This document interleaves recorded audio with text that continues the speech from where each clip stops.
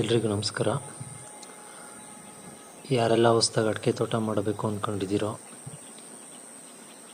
And ಯಾರಿಗೆ ತೋಟ ಮಾಡೋಕ್ಕೆ ಗೊತ್ತಿಲ್ಲದಿರೋರು ಹೆಂಗೆ ತೋಟ ಮಾಡಬೇಕು ಅನ್ನೋರಿಗೆ ಈ ವಿಡಿಯೋ ಮುಖಾಂತರ ತಿಳಿಸ್ತಿರೋದು.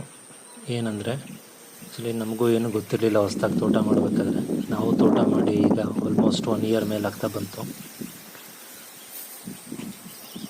ತೋಟ ಮಾಡೋಕ್ಕೆ ಸಸಿಗಳ ಆಯ್ಕೆ ಹೆಂಗಿರಬೇಕಪ್ಪ ಅಂದರೆ, ಸಸಿಗಳನ್ನ ಯಾವಾಗಲೂ 1 ವರ್ಷದ ಮೇಲ್ಪಟ್ಟ ಸಸಿಗಳನ್ನ ತಗೊಂಡ್ರೆ ಹೋಕುಣಿಗಳು ಕಡಿಮೆ ಬರುತ್ತೆ ಆ್ಯಂಡ್ ಸಸಿ ಮೇಂಟೆನೆನ್ಸ್ ಕೂಡ ಸ್ವಲ್ಪ ಈಸಿ ಆಗುತ್ತೆ.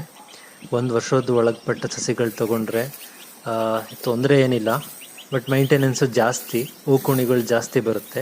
ಆ ರೀಸನಿಗೋಸ್ಕರ 1 ವರ್ಷದ ಮೇಲ್ಪಟ್ಟ ಸಸಿಗಳು ತೊಗೊಳ್ಳೋದು ಯಾವಾಗಲೂ ಉತ್ತಮ ಅನಿಸುತ್ತೆ. ಅದರಲ್ಲೂ ಸಸಿಗಳನ್ನ ತೊಗೊಳಕ್ಕೆ ಹೋದಾಗ ಸ್ವಲ್ಪ ಸಸಿಗಳನ್ನ ಯಾವ ಮಣ್ಣಲ್ಲಿ ಸಸಿ ಹಾಕಿದ್ದಾರೆ ಅದನ್ನು ಸ್ವಲ್ಪ ಅಬ್ಸರ್ವ್ ಮಾಡಿ. ಏನಂದರೆ ಕೆಲವರು ಕೆರೆ ಮಣ್ಣನ್ನು ತಗೊಬಂದ್ಬಿಟ್ಟು ಅದರಲ್ಲೂ ಸಸಿ ಒಯ್ದು ಸಸಿಗಳನ್ನ ಮಾರ್ತಾರೆ. ಆ್ಯಂಡ್ ಕೆಲವರು ಕೆಂಪು ಮಣ್ಣಲ್ಲಿ ಹಾಕಿರ್ತಾರೆ, ಕೆಲವರು ಕಪ್ಪು ಮಣ್ಣಲ್ಲಿ ಹಾಕಿರ್ತಾರೆ. ಈ 3 ಮಣ್ಣಲ್ಲಿ ಬೆಸ್ಟ್ ಮಣ್ಣು ಯಾವುದು ಅಂತ ಹೇಳಿದ್ರೆ ಕೆಂಪು ಮಣ್ಣು ಅನಿಸುತ್ತೆ. ನಾವು ಕೆಂಪು ಮಣ್ಣಲ್ಲಿರೋ ಸಸಿನೇ ತೊಗೊಬಂದಿದ್ದು, ಸೊ ಕೆಂಪು ಮಣ್ಣಲ್ಲಿರೋ ಸಸಿಗಳು ಬೆಸ್ಟ್ ಅನಿಸುತ್ತೆ. ಕೆರೆ ಮಣ್ಣಲ್ಲಿ ತಂದು ಸಸಿ ಎಲ್ಲ ಹಾಕಿರ್ತಾರೆ, ಅದು ಯಾಕೆ ಬೆಸ್ಟ್ ಅಲ್ಲ ಅನಿಸಿದ್ರೆ ನನ್ನ ಪ್ರಕಾರ ಅದು ಸಸಿ ಚೆನ್ನಾಗಿ ಕಚ್ಕೊಳ್ಳಲ್ಲ, ಕರಗುತ್ತೆ ಜಾಸ್ತಿ ನನ್ನ ಪ್ರಕಾರ ನಾವು ಸಸಿ ಹಾಕಿದ್ಮೇಲೆ. ಸೊ ತಗೋಬೇಕಾದ್ರೆ ಹುಷಾರಾಗಿ ನೋಡಿ ತಗೊಳ್ಳಿ. ಆ್ಯಕ್ಚುಲಿ ನಮ್ಮದು ಊರು ಬಂದ್ಬಿಟ್ಟು ಚಿಕ್ಕಮಂಗ್ಳೂರು.